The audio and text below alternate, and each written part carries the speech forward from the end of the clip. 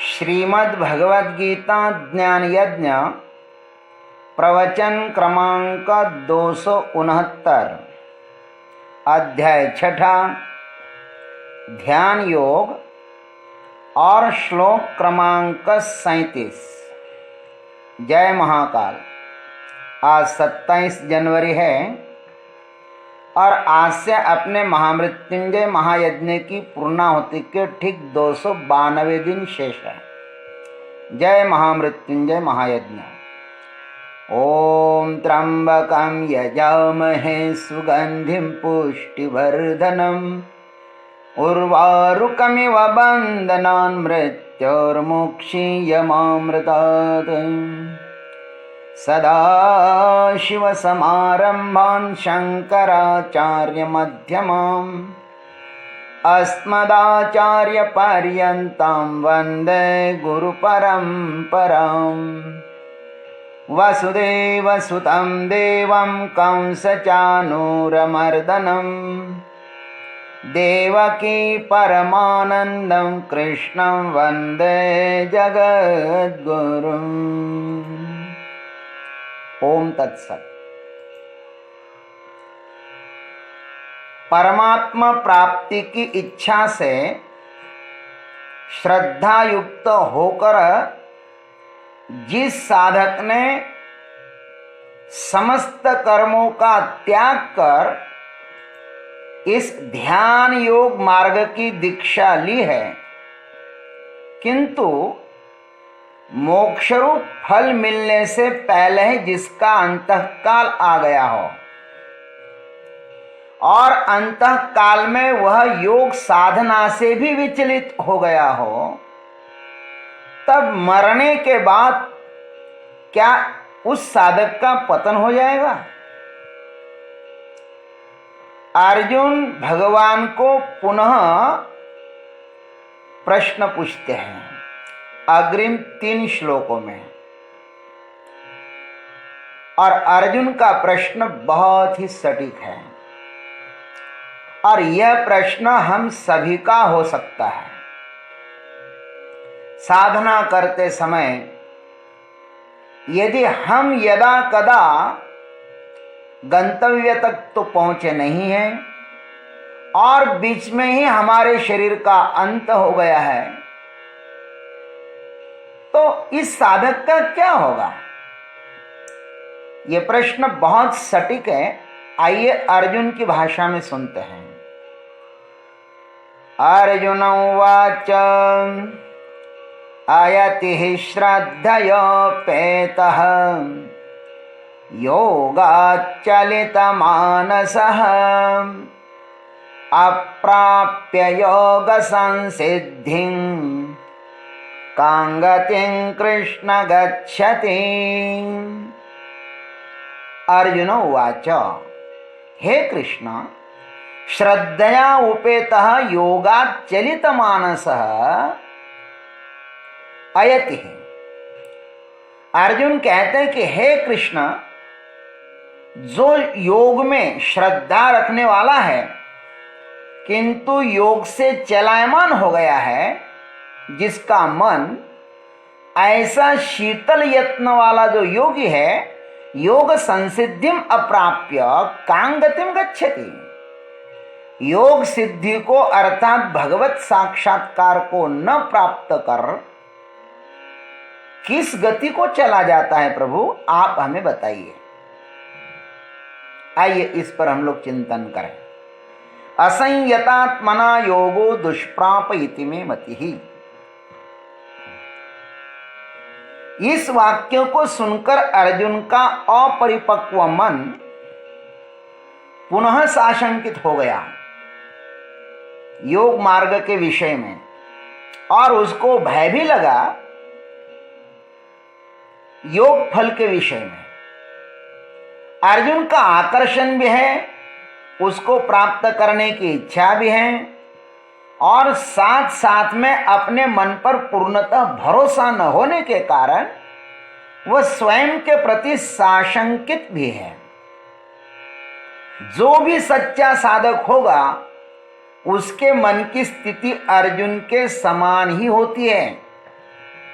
अतः भयग्रस्त चित्त को निर्भय बनाने के लिए अर्जुन भगवान को कृष्ण नाम से संबोधित करते हैं।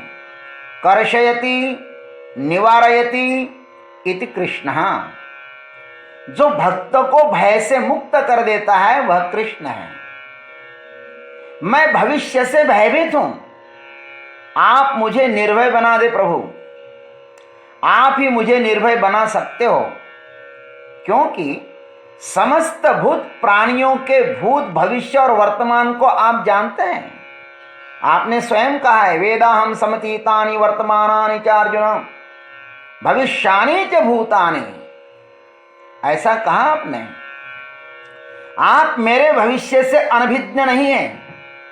मैं इस मार्ग का आलंबन कर सफल हो गया अथवा असफल तो मेरी क्या गति होगी प्रभु? आप सर्वज्ञ हो, आप मुझे बता दें, मेरे संदेह को निवारण कर दीजिए आप। इस प्रकार के आशय की आशा से श्री कृष्ण नाम से संबोधित किया है अर्जुन ने भगवान को। इस 37वें श्लोक में 5 बातों को ध्यान में रखकर प्रश्न पूछा गया है और ये 5 बातें इस प्रसंग में अति महत्वपूर्ण भी है। आइए उसको हम क्रमशः देखते हैं। पहली बात है श्रद्धया उपेतः। योग की साधना करने वाला साधक श्रद्धा युक्त अंतःकरण वाला ही होता है। आत्म शांति के लिए, परमात्मा प्राप्ति के लिए ही वह साधना में प्रविष्ट होता है। जिसकी श्रद्धा नहीं है वह इस मार्ग में आएगा ही नहीं। पहले जो कहा है ना, शुचौ देशे इत्यादि वाक्यों में, अनेक श्लोकों में जो क्रम बताया है पीछे तदनुरूप वह साधना भी करता है, परंतु मन की चंचलता के कारण चाहते हुए भी वह इस साधना में गतिशील नहीं रह पाता। कुछ विघ्न उनके जीवन में आते हैं, आलस कहो, प्रमाद कहो। इसलिए अर्जुन कहते हैं श्रद्धया उपेत, वह श्रद्धावान तो है लेकिन योगात् चलित मानस, उसका मन विचलित हो जाता है। प्रयत्न तो बहुत करता है किंतु हाथ में कुछ लगता हुआ दिखाई नहीं देता, इसलिए उसका मन विचलित हो जाता है। कहते हैं ना, प्रयत्न रगड़िता वालुचे तेल ही गड़े।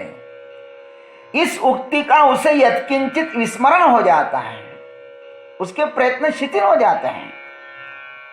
अरे भाई, किसान को भी खेती में फसल निकालना है तो 1 वर्ष प्रतीक्षा करनी पड़ती है। केवल वह प्रतीक्षा ही नहीं करता अपितु तदनुकूल प्रयत्न भी करता रहता है।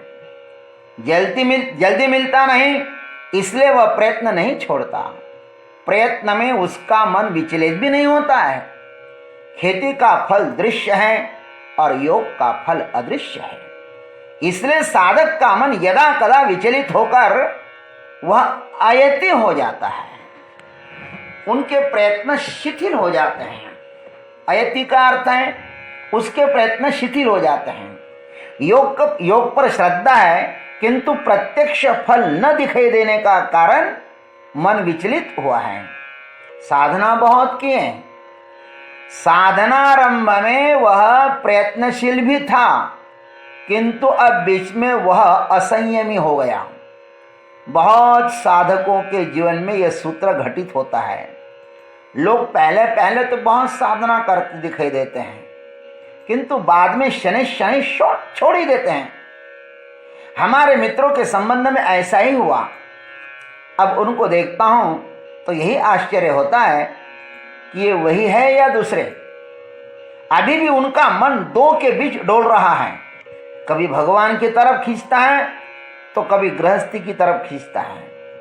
जहां है वहां वे शांत नहीं हैं, तो भी वे गृहस्थी में ही पूरी तरह फंसे हुए हैं, गृहस्थाश्रम में ही वे फंस गए हैं। ऐसा भी कभी कभी होता है। कभी कभी तो वे सत्संग से भी उब जाते हैं, सत्संग का भी वे त्याग कर देते हैं, इतने शिथिल हो जाते हैं। योग संसिद्धिम अप्राप्य, अर्जुन कहते जो पूर्वोक्त 3 लक्षणों से युक्त है उन्हें तो योग का फल नहीं मिलेगा, उनको संसार का फल भी नहीं मिलता है और योग का भी नहीं मिलता है। संसार में तो अच्छी तरह वही रमता है, वही संसार में अधिक तल्लीन होता है जो अज्ञानी है। अज्ञानी व्यक्ति ही संसार में रम सकता है, ज्ञानी नहीं, अर्धा ज्ञानी भी नहीं। भागवत में कहा है कि संसार में 3 ही लोग सुखी होते हैं, एक तो अज्ञानी, दूसरा बालक और तीसरा आत्मज्ञानी। इस योगी की भूमिका इन तीनों से पृथक है। अज्ञानी की तरह मूढ़ बनकर वह संसार में रमन भी कर सकता और वह ज्ञानी भी नहीं है, ध्यान रखना। अज्ञानी की तरह वह मूढ़ बनकर संसार में रमन भी नहीं कर सकता और वह ज्ञानी भी नहीं है। अब उसके जीवन में ऐसे ही हुआ, तेल गेले तूप गेले हाथी धुपटने आले। तेल था वो भी चला गया, घी थी वो भी चला गया और हाथ में खाली बर्तन आ गया। इस कहावत के अनुसार उसकी स्थिति हो गई है महाराज। इन 2 किनारों के बीच उसकी नौका डोल रही है। फिर एक दिन वह भी घड़ी आएगी जिस घड़ी से सबको गुजरना पड़ता है। और वह घड़ी कौन से है? वो मौत। मौत ज्ञानी हो, अज्ञानी हो, बालक हो, मूढ़ हो, राजा हो, भिखारी हो, इन सब को एक बना देती है। मृत्यु के पास कोई भेद नहीं है। मृत्यु तो बहुत साम्यवादी है। इस संसार में आने का मार्ग और जाने का मार्ग एक जैसा है। इसलिए अर्जुन पूछते कां गति कृष्ण गच्छति, कां गति गच्छति। हे प्रभु, इस प्रकार का योगी किस गति को जाएगा? यह कथा उस यात्री की है जो अपने गांव से इंद्रिय रूप ग्राम से प्रस्थान तो कर चुका है, गंतव्य परमात्मा सिद्धि के लिए, किंतु जिसका प्रारब्धवश बीच में ही देहपात हो जाता है। इस प्रकार का साधक आगे कहां जाता है?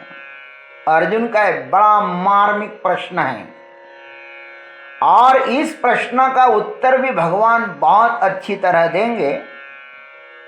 लेकिन आज तो हम कां गति गच्छति, हे कृष्ण, उनको कौन सी गति प्राप्त होती है, इस बारे में आप हमें बताइए। अब अर्जुन उसके ऊपर और तर्क करते हैं, उसको हम लोग अग्रिम प्रवचन में देखेंगे। जय गुरुदेव, जय जगदीश्वर, जय जय महाकाल।